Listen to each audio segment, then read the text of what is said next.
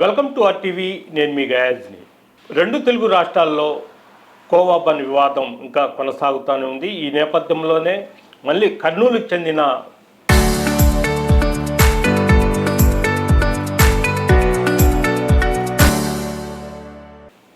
Khoa bun వ్యాపారి కూడా భాష అనే వ్యక్తి గుండెపోటుతో మృతి చెందడం జరిగింది. దీని మీద మాట్లాడేందుకు మైనార్టీ డెవలప్మెంట్ ఫోరం జిల్లా కార్యదర్శి అంటే ఆవాజ్ కార్యదర్శి షేక్ రషీద్ ప్రస్తుతం మనతో ఉన్నారు. ఆయనతో మాట్లాడదాం. నమస్తే రషీద్ భాయ్, చెప్పండి. అంటే రెండు తెలుగు రాష్ట్రాల్లో కోవా వివాదం అయితే జరుగుతుంది గత వారం రోజుల నుంచి.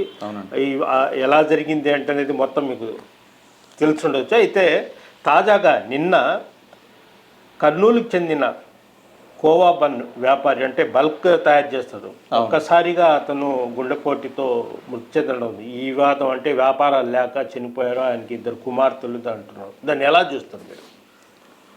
వాస్తవంగా అయితే ఈ యొక్క కోవా బన్ను అనేది ఈ రెండు తెలుగు రాష్ట్రాలనే కాదు, దేశవ్యాప్తంగా కూడా ప్రస్తుత పరిస్థితుల్లో సంచలనంగా మారింది. అయితే తినే తిండి మీద 10 రూపాయల వస్తువు మీద మతం ఆధారంగా నిర్ధారించడం అనేది ఇది ఏమాత్రం కూడా మంచి పద్ధతి కాదు. ఎందుకంటే ఈరోజు మనం ఆకలి కోసము అన్నదానానికి కూడా వెళ్ళే పరిస్థితులు ఉన్నాయి. అన్నదానానికి వెళ్ళినా కానీ అక్కడ కూడా మతం అనేది చూడరు. కానీ దురదృష్టవశాత్తు గత 10 సంవత్సరాల నుంచి ఈ అన్నదానానికి వెళ్ళినప్పుడు కూడా మతం అనేది చూసి అన్నం పెట్టే పరిస్థితులు వచ్చాయి. ఈరోజు 10 రూపాయల వ్యాపారం అనేది 10 రూపాయలు ఏం మిగులుద్దండి? అసలు 10 రూపాయలకి అతను ఏదో పొట్టకూటి కోసం బన్నులు తీసుకొచ్చి అమ్ముకుంటూ దాంట్లో టేస్ట్ కోసం కోవా పెట్టి, అంటే మీ ఆధార్ కార్డు చూపించండి, మీకు ఐడి కార్డు చూపించండి అంటే ఏ విధంగా వస్తుంది ఆధార్ కార్డు, ఐడి కార్డు? ఏమన్నా అట్లా చూపించాలని చెప్పి పార్లమెంట్లో ఏమన్నా తీర్మానాలు ఏమైనా జరిగి ఉన్నాయా? లేదు ప్రభుత్వాలు ఏమైనా ఆర్డినెన్స్లు ఏమైనా పాస్ చేస్తున్నారా? ఇది ముమ్మాటికి కోవా బన్ను అమ్ముకునేదంతా మతం ఆధారంగా జరిగిన దుష్ప్రచారమే కానీ ఏ విధంగా గాను ఇటువంటి జరగడం అనేది దురదృష్టకరం ఒక రకంగా చెప్పాలంటే. అంటే ప్రధానంగా ఈ వివాదానికి కారకుడైన బాలాజీ గౌడ్ అని అతను షూట్ చేశాడు. అదేవిధంగా మైక్ పట్టుకొని మాట్లాడే ఓ మహిళ కూడా, ఆమె జర్నలిస్ట్ కూడా కాదు, ఆమె చేత మైక్ ఇచ్చి బాలాజీ గౌడ్ చెప్పడం ఏంటంటే, మేము తిరణాల గదా జరుగుతుండేది, అక్కడ పోయినప్పుడు కొంతమంది అది తిని అందులో పురుగు ఉంది, అది దానివల్ల నష్టం అని వాంతులు అవి చేసుకోవడం వల్ల కొంతమంది చెప్పారు, అందుకోసం మేము పోయి అతను షూట్ చేయడము అనేది అతని వాదన. అంటే దాంట్లో ఎంతవరకు సత్యం ఉందనుకోవచ్చు? ఇప్పుడు ఖచ్చితంగా దాంట్లో తిన్నప్పుడు ఏదన్నా ఎవరికైనా వామిటింగ్స్ కూడా జరిగి ఉండొచ్చు. కానీ మీరు ఒక ప్రశ్నించిన జర్నలిస్టు ఒక అధికారి కాదు, దాంట్లో ఏముంది అని నిర్ధారించేదానికి ఒక సైంటిస్టు కాదు. మీకు ఏదన్నా తప్పు, అతను కోవా అమ్మే అతను ఏదన్నా కలిపి ఉన్నాడు అంటే మీరు ప్రభుత్వానికి కంప్లైంట్ చేయండి మీ మీడియా ద్వారా, లేదు స్థానిక అధికారులకు కంప్లైంట్ చేయండి, పోలీసుల వారికి కంప్లైంట్ చేయండి. అంతేగాని నేనే మొత్తం జడ్జిమెంట్ ఇచ్చేస్తాను అనే పద్ధతి కరెక్ట్ కాదు. మీకేమన్నా ప్రశ్నించాలా అనుకుంటే ఈ సమాజంలో నిలువెత్తు దోపిడీ చేసే వర్గాలు చాలా వర్గాలు ఉన్నాయి, అటువంటి వారిని ప్రశ్నించండి. అంతేగాని కేవలం 10 రూపాయల మీద అతను సంపాదించుకొని 10 రూపాయలకి అతను ఆకలి నింపుతూ చేస్తూ అతని మీద పోయి దాడి చేయడం అనేది అది ఒక రకంగా అది జర్నలిజం కూడా నాకు తెలిసినంత వరకు ఏ జర్నలిస్టు కూడా అటువంటి వాటిని యాక్సెప్ట్ చేయడు. ఎవరైనా కానీ ముందు అడుగుతారు, వివరణ అడుగుతారు, ఆ వివరణని వేసిన తర్వాత అవసరమైతే అధికారులకు కంప్లైంట్ చేస్తారు, అధికారులు వచ్చి అతను చెయ్యాలా వద్దా అని చెప్తారు. అంతేగాని ఇలా ఒక జాతర కాదు, ఎక్కడైనా కానీ ఏ వ్యాపారం అయినా కానీ చిరు వ్యాపారం చేసుకునే దానికి మన రాజ్యాంగం మనకు హక్కులు కల్పించింది. ఆ హక్కుల ప్రకారమే తిరునాళ్ళలోకి వచ్చి ముస్లిం వ్యాపారం చేసుకుంటాడు, దర్గా దగ్గరికి వచ్చి హిందూ వ్యాపారం చేసుకుంటాడు.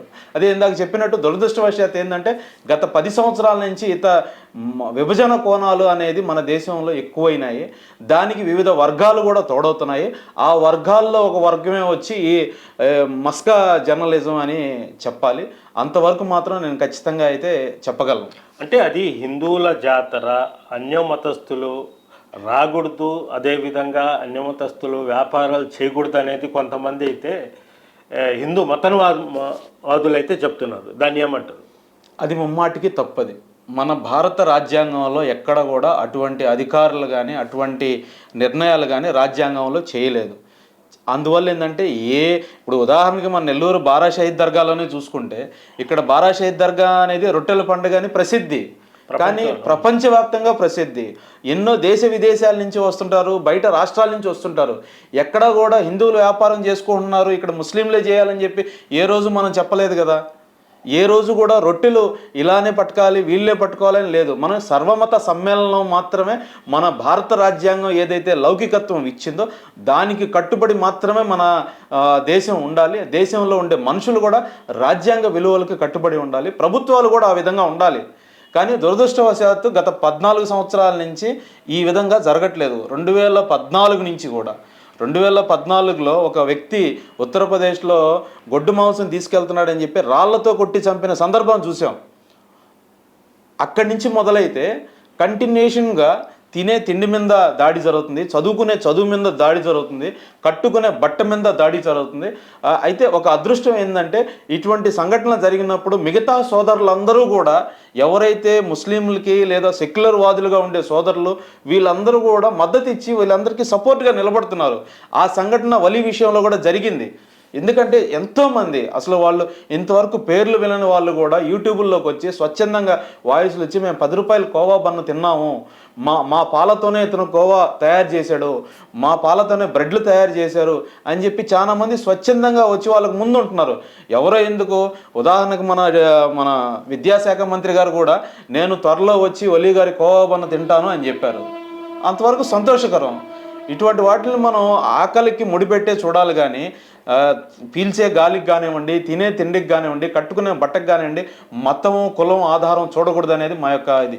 ఇప్పుడు వలి ఘటన తర్వాత భాష అంటే సేమ్ ఇదే వ్యాపారం చేస్తాడు. అతను బల్క్గా ఇతని దగ్గర నుంచి సుమారు ఒక 100 మంది వరకు ఈ బన్ను అదేవిధంగా ఏదైతే అది స్వీట్ కోవా తీసుకొని పోయి వాళ్ళు అక్కడక్కడ అమ్ముకొని జీవనం సాగిస్తుంటారు.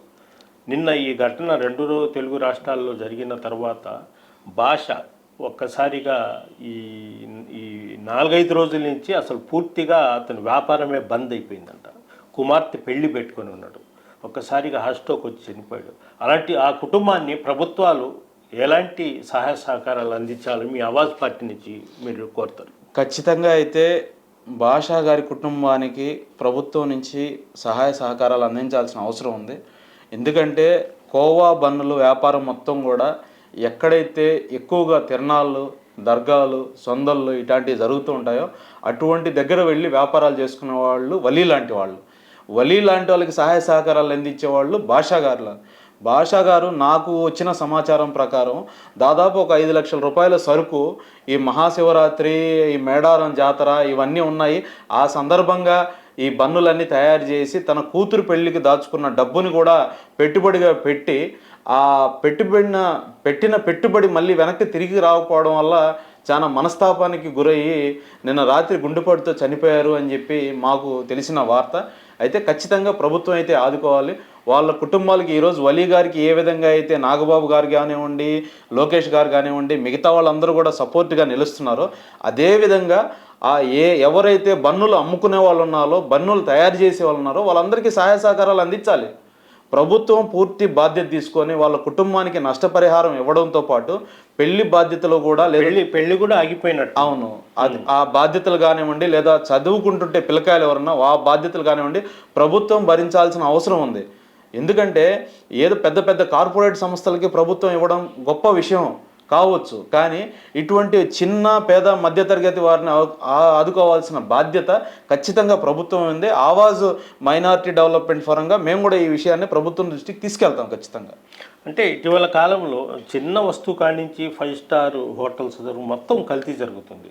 అయితే ప్రభుత్వాలు దీని మీద ఏ విధంగా అయినా స్పందించడం లేదు. దీన్ని నియంత్రించాల్సిన అధికారులు కూడా మామూలు మత్తులో మిన్నకొండిపోతున్నారు. దాన్ని మీరేమంటారు? ఖచ్చితంగా అయితే ఇది వాస్తవం.